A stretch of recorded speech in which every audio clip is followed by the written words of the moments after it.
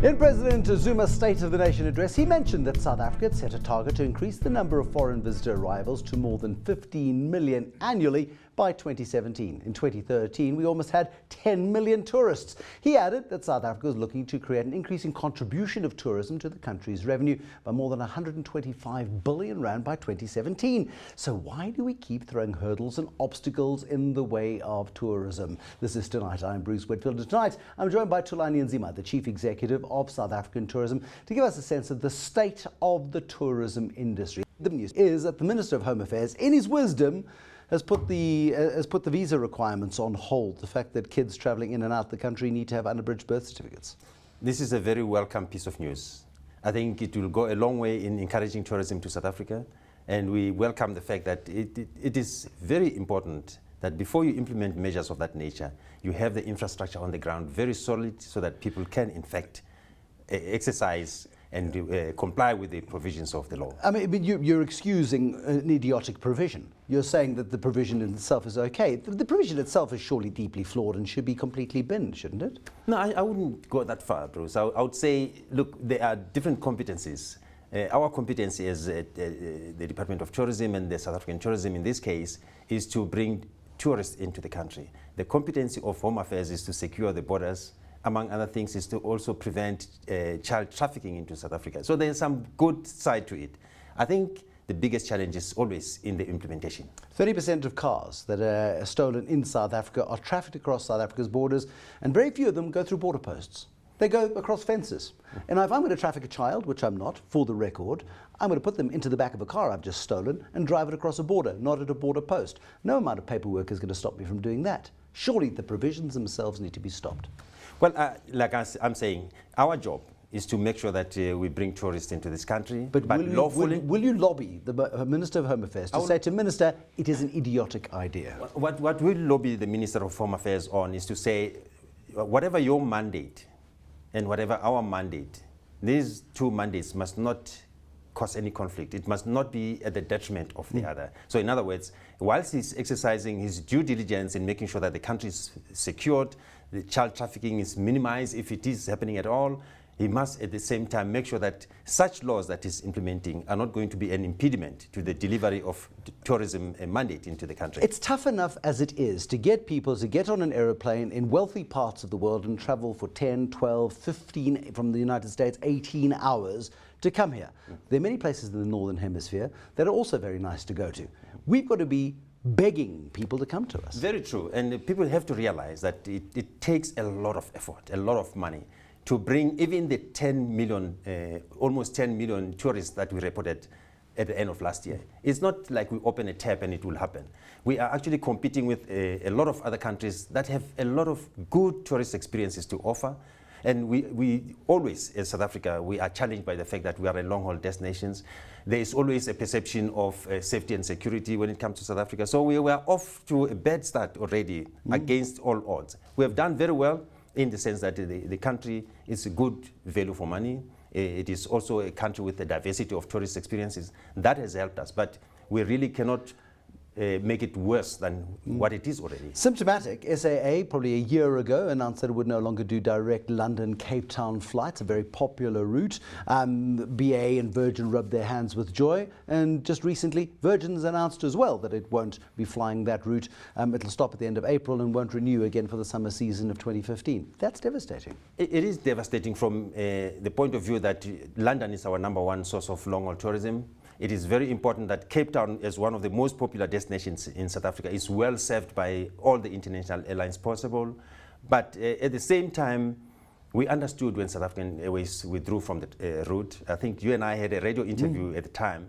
They cited commercial reasons. And even as Virgin Atlantic took the space, it was always going to be a seasonal flight. And now they're abandoning even the seasonal flight, though. Well, I think they will also tell the truth and say commercially it's not quite viable. But for us as South African tourism, we would like to see London linked to Cape Town, because there's quite a significant amount of traffic that's going to Cape Town. But if we had a decent charter market, no, Thomas Cook a couple of years ago tried the charter route, and that seems to have been discontinued as well. The guys are really struggling to make money on that route, and which is strange considering Cape Town's popularity as an international tourist destination. I think between BA, South African Airways and Virgin, they had better start thinking about the charter services. They have it within themselves to mount charter services. It is not as painful as your scheduled service, because as and when traffic starts getting thin, you can withdraw your resources. Yeah. So yes, indeed, it would be a very good thing to do, and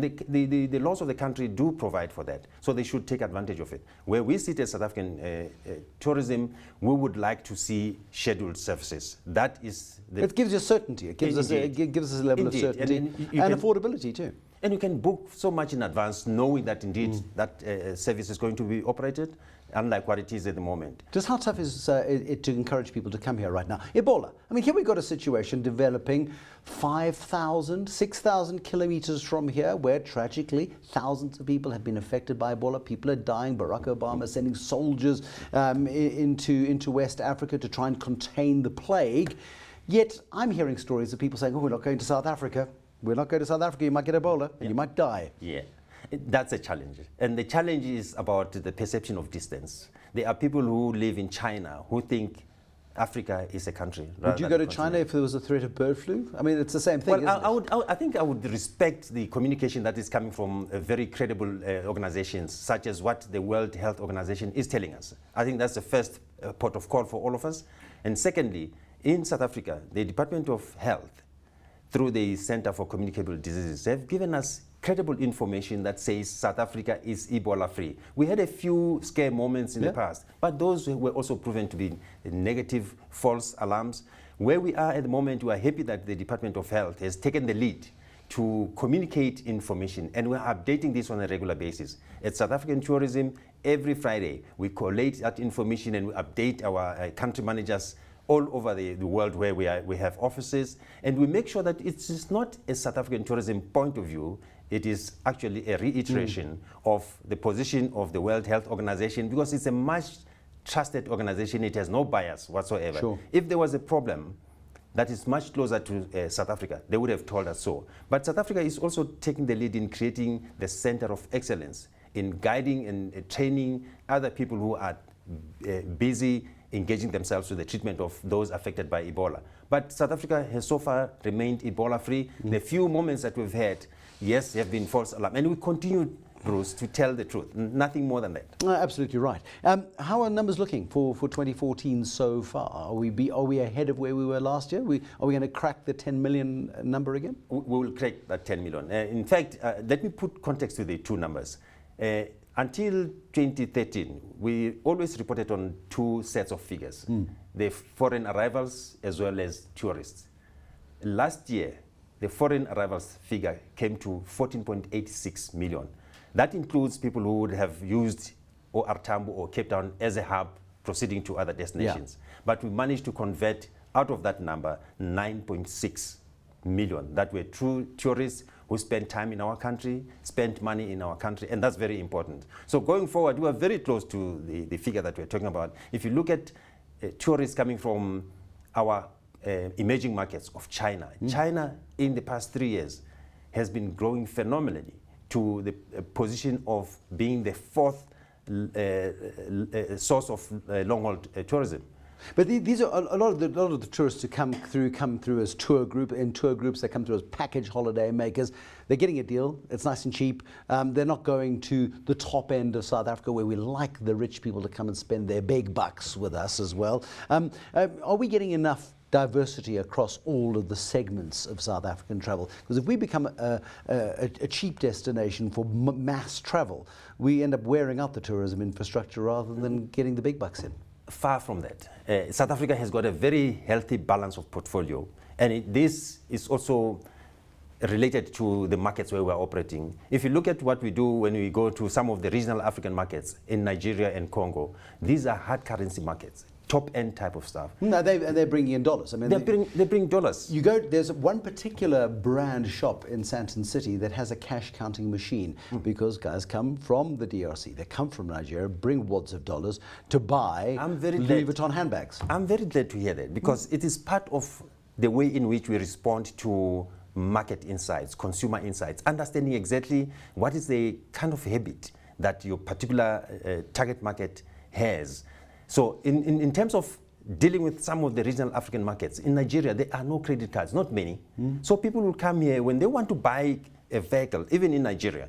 If it is $500,000, it will be in hard cash. Yeah. So what will change when they come to South Africa? They're not going to suddenly on arrival at OR Tambo get a credit card. It will be difficult. So expect them to do the same. So the important thing is about products and shops to respond correctly because we are giving them research information that tells them that you can expect these people to have cash, you can expect them to buy bulk stuff, and you can expect them to be in groups. So when they arrive at OR Tambo, please make sure that you do not have these dogs sniffing their bags and suspecting that... The dogs are useful. The dogs are useful. They have their role. Just in terms of suspecting that, where do you get this money from? It is the nature of the banking system or the nature in which they transact. Yeah, I mean, the South Africans got themselves into trouble taking money across borders in Europe as well. Are the numbers ahead of last year? Are we going to beat last year's tourism numbers? We are on target. We're on target. Yes. What is the target? Well, the target is this year we need to generate 10.2 million in tourists. Right. And we are very much set to do that. Has the week rand helped? The weekend, it's a very temporary relief. Well, hopefully it's temporary. It's a temporary one because you do tend to see a boost. You can't sell ahead of 3 months or so. It's good today and tomorrow is gone. Yeah. So the way we position the country is not so much about the weaker rand. They say at a level at which we'll peg it anyway. But when it changes, it gets weaker. It's not a permanent thing. So we sell the country on the basis of it being value for money, regardless of what amount of dollars you bring, you will feel that it was worth your money, and the kind of experience you will have here is worth it. There we go. Thulani Nzima, we'll leave it there. My thanks to you for coming in. Thulani Nzima is the Chief Executive of South African Tourism, welcoming the respite that has been granted by Home Affairs in terms of visa regulations, that those requirements for you to travel through South Africa's borders, carrying passports and birth certificates for young children, have been suspended until June next year. Hopefully they go the way of just so many other bad ideas, and that is straight into the dustbin by June next year. Thanks for watching. There'll be more tonight, tomorrow. Till then, good night.